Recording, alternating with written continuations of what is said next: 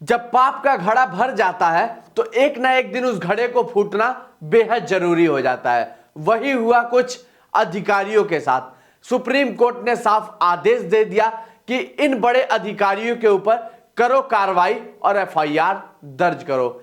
एक दो या फिर 2 दर्जन नहीं, सीधा 26 बड़े अधिकारियों पे होगी एफआईआर दर्ज। सुप्रीम कोर्ट ने साफ तौर पर कह दिया बहुत हो गई मनमानी इनकी, अब मनमानी नहीं सही जाएगी। नमस्ते, मैं अश्विनी श्रीवास्तव, आप देख रहे हैं द नेक्स्ट पोस्ट।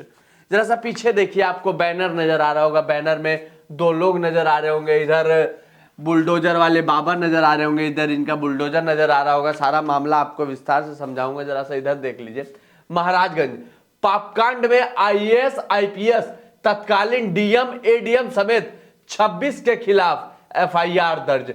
बिना नोटिस मकान गिराने का मामला, महाराजगंज के तत्कालीन डीएम व एसडीएम समेत 26 पर एफआईआर दर्ज। अब यह मामला गुरु आपको समझा देते हैं। यह मामला है उत्तर प्रदेश के महाराजगंज जिले में। 13 सितंबर 2023 को बाबा का बुलडोजर तमतमा के महाराजगंज जिले में एक व्यक्ति है मनोज टिबड़ेवाल, उनके घर पहुंच जाता है और वहां पहुंचते ही वो बुलडोजर हुंकार मारना शुरू करता है और बुलडोजर के साथ अधिकारी पहुंचे, कहते हैं कि हट जाओ दूर, इस मकान को गिराएंगे हम। अब मनोज टिबड़ेवाल पूछते हैं आखिरकार मकान आप क्यों गिराएंगे साहब? हुजूर, आपने ना ही कोई नोटिस दिया, ना ही आपने पहले गिराया। तो अधिकारियों का साफ तौर पे कहना है कि भैया यहाँ पे सड़क चौड़ीकरण होगी, इसको लेकर आपका मकान उसके बीच में आ रहा है और मकान को गिराना पड़ेगा तभी सड़क चौड़ीकरण हो पाएगी। इसको लेकर लगभग लाइन से उन लोगों ने 100 कुछ मकानों को गिराया था। बीच में मनोज टिबड़ेवाल का भी मकान आया था तो भैया उनको गिराना पड़ा। अब इसको लगातार मनोज टिबड़ेवाल हाथ जोड़ते रहे, उनके परिवार वाले कहते रहे कि साहब बुलडोजर मत चलवाइए, अंदर सामान रखा है, सामान तो निकाल लेने दीजिए। लेकिन फिर भी उन अधिकारियों ने नहीं सुनी, ना ही समझे कि आखिरकार ये बेबस लाचार बेचारा कह क्या रहा है। क्यों इसके घर पे इतना तगड़ा ऐसे बुलडोजर और ना नोटिस ना कुछ, ना इनका सामान निकालने दिया, चला दिया जाता है बुलडोजर इनके घर पे और इनके घर को पूरी तरीके से पस्त कर दिया जाता है। अब मनोज टिबड़ेवाल को कुछ नजर नहीं आता। मनोज टिबड़ेवाल एक चिट्ठी लिख देते हैं सुप्रीम कोर्ट को। चिट्ठी में बता देते हैं कि किस तरीके से यहां बाबा का बुलडोजर हुंकार भर के मेरे घर को उन्होंने ढा दिया और इन अधिकारियों का नाम है और इस पे आप संज्ञान लें। लगातार इस पे तारीख पड़ती जा रही थी। एक दिन हो गया भैया कि हाँ, जो मनोज टिबड़ेवाल का घर गिराया गया है वो पूरी तरीके से गलत तरीके से गिराया गया है। ना ही आपने नोटिस दी, ना ही आपने कुछ दिया। आखिरकार आप ऐसे कैसे कर सकते हैं? जो भी अधिकारी उसमें संलिप्त थे, तत्कालीन जो जिला अधिकारी वहां पे थे, डिप्टी एसपी जो थे, और भी कोई एसडीएम था और जो अधिशासी अभियंता थे और भी तमाम जो इस प्रोजेक्ट में शामिल होते हैं, सबके ऊपर एफआईआर दर्ज कराओ। ऐसे तो काम नहीं चलेगा।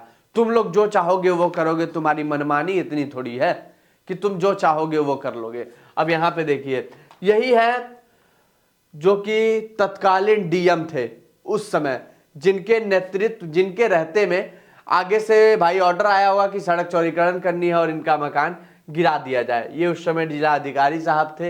ये कुंज बिहारी अग्रवाल जी हैं जो कि एडीएम थे उस समय, और इन तरीके के और भी तमाम ऐसे अधिकारी हैं जिनके ऊपर अब एफआईआर दर्ज होगी। एफआईआर कोई छोटी छाटी एफआईआर नहीं दर्ज हो रही है भैया, उन संगीन धाराओं में इनकी एफआईआर दर्ज की जा रही है जो हो सकता है इनको हमेशा जेल में ही रहना पड़े। ये तमाम तरह की बातें हैं। लेकिन अब यहाँ सवाल खड़ा होता है मनोज टिबड़ेवाल जी का, किस तरीके से घर गिर रहा है यहाँ पे। अब हमारे यशस्वी मुख्यमंत्री योगी आदित्यनाथ जी तो जब आए थे चुनाव जीत के, तभी उन्होंने कह दिया था हमारा बुलडोजर है, हमारा नाम बुलडोजर बाबा है, और लेके बुलडोजर जहां चलेंगे हुंकार भर के जिसका चाहेंगे उसका घर गिरा देंगे। तो अब सुप्रीम कोर्ट ने साफ कह दिया भैया ऐसे थोड़ी तुम्हारी मनमानी चलेगी, तुम जो चाहोगे वो करोगे। अब अगर मनोज टिबड़ेवाल की जगह कोई और होता तो भैया क्या लड़ पाता। इस तरीके से ना जाने कितने बेबस लाचार लोग पड़े हैं। हालांकि मनोज टिबड़ेवाल इतने बुद्धिजीवी व्यक्ति हैं और इतना उनके पास संवेदनशीलता है और इतना ताकत है कि हाँ, उन्होंने सुप्रीम कोर्ट से लड़ के और इतना जल्दी वो इन लोगों के ऊपर एफआईआर उन्होंने दर्ज करवाया। और ये कहीं ना कहीं बहुत सही है। जब बिना नोटिस, अगर आपको भैया सड़क चौड़ीकरण करवानी है, विकास करना है, तो हम समझ रहे हैं, बहुत अच्छी बात है, विकास करना बेहद जरूरी है। लेकिन अगर आप किसी का घर गिरा रहे हैं तो उनको एक बार नोटिस तो दीजिए। ये मर्जी थोड़ी कि हम जो चाहेंगे वो करेंगे, ऐसे काम थोड़ी चलेगा, ऐसा नहीं होता है। लेकिन अब एक सवाल खड़ा होता है कि सुप्रीम कोर्ट तो लगातार बुलडोजर एक्शन ले रहा है और कह दिया है भैया 25 लाख रुपए मुआवजा इनको मनोज टिबड़ेवाल को देने के लिए। अब हो सकता है और भी जितने इस लाइन में घर गिरे थे, अब और भी याचिकर्ता जाएं तो सबको इसका लाभ मिले, ये तो होना चाहिए। अब सवाल यहां ये खड़ा होता है, मनोज टिबड़ेवाल जैसे न जाने कितने ऐसे लोग होंगे जिनका घर इसी बुलडोजर ने हुंकार मार के गिरा दिया। कितने बेचारे ऐसे बेबस होंगे, लाचार होंगे, बेघर हो गए होंगे, जिनका कोई सुनने वाला नहीं है। उनके पास ना ही पैसा है, ना ही कुछ है, ना ही वो सुप्रीम कोर्ट तक पहुंच सकते हैं।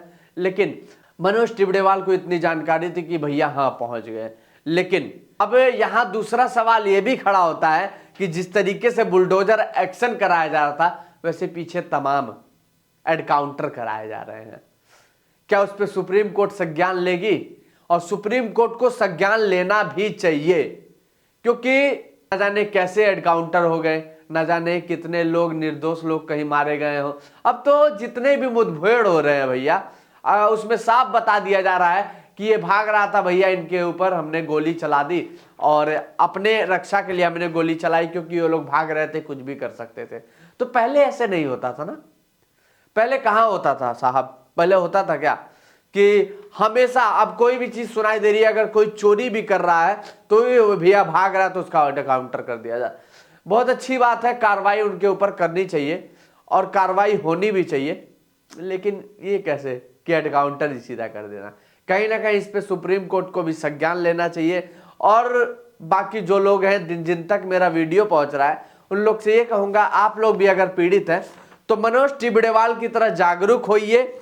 और भैया अपने हक की लड़ाई तो आपको खुद ही लड़नी पड़ेगी, नहीं तो ये हुंकार मार के बुलडोजर गया होगा आपके घर और आपका घर गिरा दिया होगा, लेकिन सुनने वाला कोई होगा नहीं।